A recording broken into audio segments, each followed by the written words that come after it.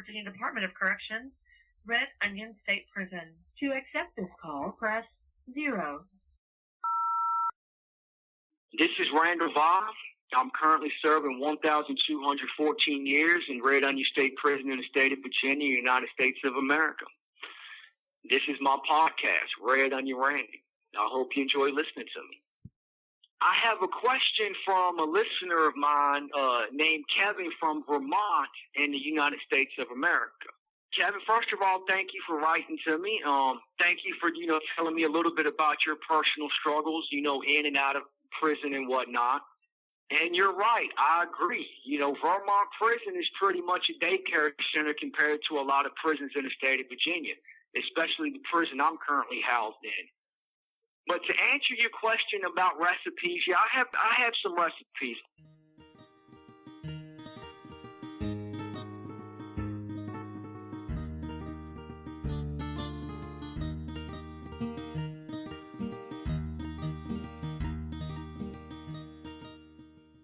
Y'all heard me talk about and justifiably complain about the food on the trays here at Red Onion State Prison in Virginia.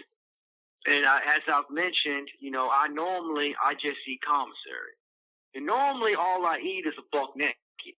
Buck naked, for those of you who don't know, which is pretty much anybody who's never been in prison, is a ramen noodle soup with nothing but the seasoning packet. There's nothing else added to it. I don't know how it came by that name, but that's just what guys in prison call a ramen noodle with nothing, a buck naked. Outside of a buck naked, you have a swole. And a swole just all it means is you have a soup that you added a bunch of different ingredients to. Cheese, summer sausage, pickle, chips, tuna fish, stuff of that nature. It's whatever you can put inside the swole, and it swells it up. So that's where the terminology for swole comes from, which you hear most prisoners, that's what they'll refer to their soups as. So to give you my all-time favorite recipe, it's based on, sort of my prison version of like a Thai peanut noodle dish. Pad Thai, I think it's called. I'm not 100% sure. But what I do is, for those in lowlands, in the pod, they have on the wall a little hot water heater that gets your water really, really hot. And that's how guys will cook down there using that water. But for someone in a Supermax penitentiary that does not have access to that, you have to be creative.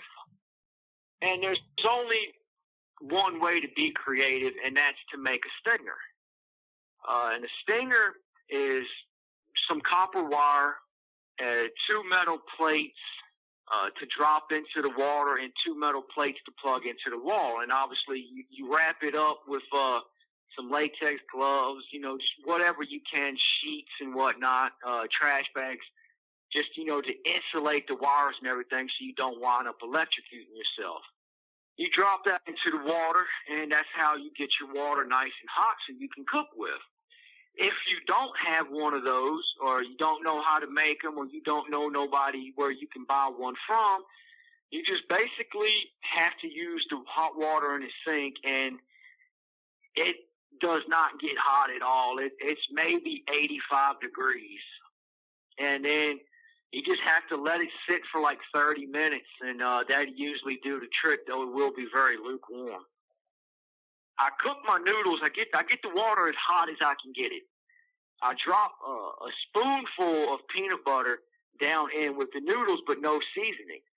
And I let the water cook the noodles and soften the peanut butter.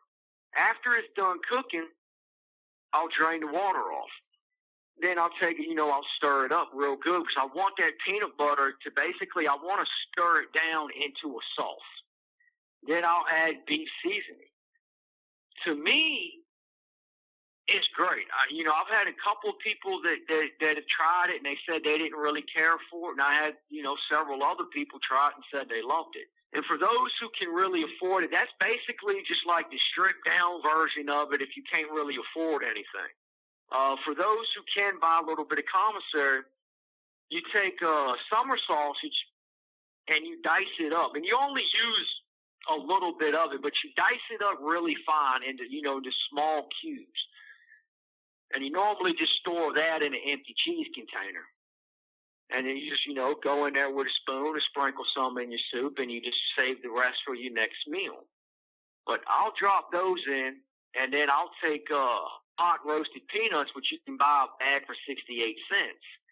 And you pour that over top of it, and you stir it all up. And that gives you extra flavor. It gives you extra texture. It gives you that crunch along with the salt and the sticky. And it's really, really good in my opinion. The thing is, you don't want to use too much peanut butter, though, because you don't want to overpower the other seasonings and the other flavors within the dish. That's my all-time favorite. But like I said, it gets a little expensive when you start adding different ingredients into it. Normally, most guys, they'll cook their noodles, they'll drain it off, and then they'll put a spoonful of cheese and it stir that up. They'll chop up summer sausage, pickles, a few different ingredients. Like sometimes you'll get onions on a regular tray, or somebody on the common fare tray or whatnot. They'll get bell peppers, onions, tomatoes, cucumbers and stuff like that, which you don't get on the regular tray. On the regular tray, 9 times out of 10, you're going to get cabbage or carrots, or cabbage and carrots mixed together. And that's the only vegetables you get here, red onion, on the regular tray. But the common fare, they get a little bit better vegetable-wise. Though they don't get no cakes or cookies or stuff like that. They only get chips bags for dessert. So they'll chop that up, mix it together, do that sort of thing. People try to be inventive, and basically it really depends on, how much commissary you can get. You have guys at lowland institutions or lower level prisons that can, go in and out of cells all day long, basically, until 9:30 count time. They'll come together and one person will buy this, one person will buy that. And when you have like 6 or 7 people buying these different items, they'll all come together in the cell and they'll sit there and cook it up and make a meal, play cards, listen to music, watch TV, or just, laugh and joke, what have you. Shoot dice, just whatever they're into, and they'll eat at the same time. Some dudes don't do that. It just really depends on, your personality or who you know or whatnot. Another thing that's is actually becoming quite popular is to make these little these wraps. And the key to the wraps is this: when you cook your soup, you got to drain it really good, and then you mix all your seasonings in, your cheese, your meat, and all of that stuff. But you want to crumble a handful of saltines up in it to kind of dry up any little bit of moisture. Otherwise, if it's too wet, it's just going to soak right through your wrap, and it's going to fall apart on you. So that's a little trick that a lot of people, they're not aware of. That's how you got to dry it out. And when you crush the crackers up, you want to crush it up into a powder. Don't crush it up by your hand and just drop big chunks in, because it's not going to draw up all the moisture. Do it in make it as fine a powder as you can, and then do it in there and stir it around, and that'll do the trick. But this right here is the key, because I don't know how the wraps are on the street, but the ones we get in prison, they're real stiff when you pull them out the bag and try to use them. So if you go to fold them over or roll them up, they'll just literally just crack in a straight line all the way across. So you got to get the water nice and hot, so where it's got steam coming off of it, and then you set the bag of wraps over top of your bowl. That way the steam inside the bag actually softens the wraps up.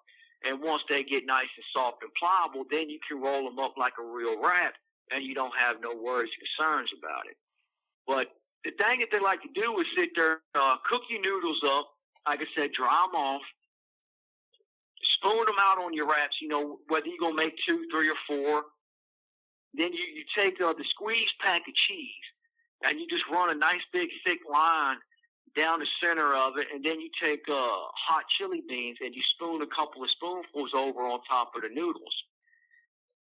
And then you take barbecue corn chips and just grab a handful of them and just lay them over top of it and then roll it up and make sort of like there's a restaurant in the U.S. on the East Coast, it's called Hardee's, and on the West Coast, it's called Carl's Jr. I don't know why that is, but that's what it is. But they got these Frito-Lay chili wraps, and that's basically, our knockoff prison version of those chili wraps, which are really good. Another thing I like to do, and I actually do recommend it, at least try it once. Why not? It's only a couple bucks. It ain't, I'm pretty sure most of y'all can easily afford that. Even if you don't like it, just give it to the dog. Breakfast cereal out of ramen noodles. Now, like you, I know the first thought in your mind is like, is this dude lost his damn mind? Answer, yes, I have, but that's beside the point. You still need to try this. You take ramen noodles and you crush them up really, really good. Not to a powder, but you don't want big chunks of them neither. Then you take a pack of instant oatmeal, maple and brown sugar, and you pour that over top. And you put just a little bit of sugar in it. And then you just take it, pour milk over it, stir it up, and eat it like cereal. This is the thing, you don't taste the ramen noodles. You only taste the oatmeal and the brown sugar and everything because it coats the ramen noodles. I'm telling you, the very first time I heard about it, I'm like, man, yeah, I don't know about that, but I tried it, and it is really good. And another thing you can do is take it, melt a little bit of peanut butter down, and pour that down in there and stir it up. That adds another flavor to it, which is really good. You can crush up a granola bar and mix in it. I only done that one time, and that's just because I had an extra granola bar, and I thought, why not, man? Now let's make a big one. And it was damn good. I mean, I know it doesn't sound that way, cereal out of basically spaghetti noodles. It doesn't compute, but it actually tastes really damn good. But those are just some of the little prison recipes that I do from time to time. I'm not going to sit here and try to go through a whole bunch of them simply because you've had numerous inmates have written prison recipe books that you can find online all over the place. And if you're more interested, by all means, I highly encourage you to go and buy them. Try a couple. It's always good to experiment and try different things.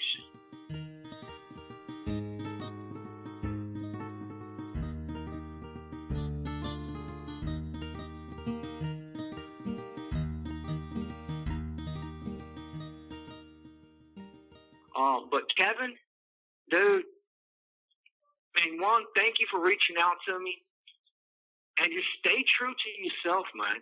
Believe in yourself. Because that's the only belief that truly matters, is what you believe. What another person believes about you is irrelevant, man. Let that go through one ear and out the other. Don't let somebody else's negativity hold you back from being who you want to be. If I had listened to everybody who said something negative to me, I'd have slit my own damn throat instead of somebody else's a long time ago. But I kept fighting. I kept believing in myself. I kept telling myself, man, I can do this. I can do this. And you know what? I did it. I still have work to do, and that's a lifelong process. You're always growing. You always want to stretch and become better. There's always things you can do to improve your life. You just have to be willing to do it, man. You have 1 minute remaining. So again, dude, thank you for reaching out to me, man. I truly appreciate it. And I pray for you, brother. Don't give up, man. This has been Red Onion Randy. And I want to thank you for listening to my podcast. I hope you enjoyed listening to me. For those of you who listen to me on Apple Podcasts, I would truly appreciate it if you would give me a review. It doesn't have to be long. Just write something short and simple. And truthfully, if you think I'm great, please write that, as that'll lead more people to listening to me. And I can have more of a positive impact and influence on someone's life. And if you think I suck, well, write that too. It is what it is, and I appreciate the truth, even if it, does go against me. Take care and stay safe.